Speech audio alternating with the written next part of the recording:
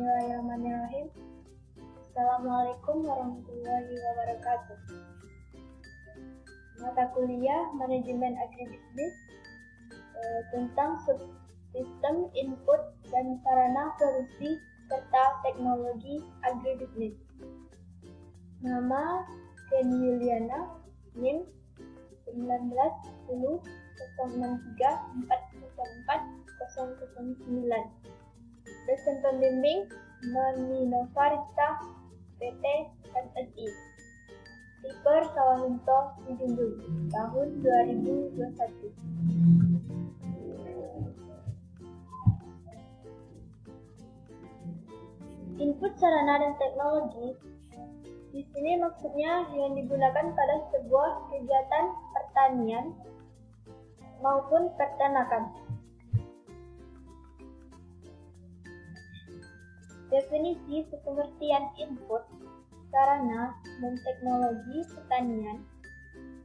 Input yaitu dalam kata lain input faktor subsistem atau yang dikenal dengan subsistem pengadaan sarana produksi pertanian, seperti memproduksi dan mendistribusikan bahan, alat, maupun mesin yang dibutuhkan usaha tani dan budidaya pertanian, disebut dengan on-farm agribisnis. Sarana produksi disebut juga input tetap, yaitu sarana yang digunakan untuk mempermudah on-farm ataupun processing seperti alat, mesin, pembasmi hama, pakan ternak, dan sebagainya. Teknologi pertanian merupakan teknologi yang dirancang melalui penerapan ilmu-ilmu yang telah ditetapkan dan teknik dalam kegiatan pertanian. Contohnya, mesin traktor, meja singkal, rotavator, alat petani otomatis, alat panen otomatis.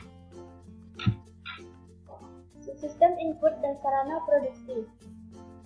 Di sini saya membahas kolom pertama yaitu sistem input dan sarana produksi. Contoh dari budidaya tanaman kangkung darat. Yang pertama, mulai dari pemeliharaan varietas sesuai dengan kondisi lahan, perkiraan jumlah bibit yang dibutuhkan di lahan. Yang kedua, pengolahan lahan ini harus mengandung unsur hara dan subur sesuai pH tanah pada tanaman kangkung dan bedengan berbentuk persegi, panjang dengan ukuran lebarnya antara 30 sampai 40 cm dan tinggi antara 20 sampai 30 cm. Panjang sesuaikan lahan. Dengan ditaburkan pupuk organik juga pada bedengan yang telah dibuat. Yang ketiga, penanaman dengan bibit maupun biji dilakukan dengan cara dibuatkan berjarak antara 5 sampai 6 cm antara satu sama lain. Adapun biji, masukkan 3 sampai 5 biji di setiap lubang ke dalam 5 cm, lalu tutup kembali dengan tanah. Yang keempat, pemeliharaan tanaman kangkung darat. Sementara penjarangan, penyiraman, penyiangan, perawatan, pencegahan hama. Yang kelima, panen kangkung darat apabila sudah menginjak umur 30-40 hari. Tanaman kangkung sudah bisa dipanen dan langsung bisa dipasarkan. Input dan sarana pada kangkung darat. Input dinamakan input, kita mengadakan bibit kangkung darat, pupuk organik, pestisida, obat-obatan, dan sebagainya.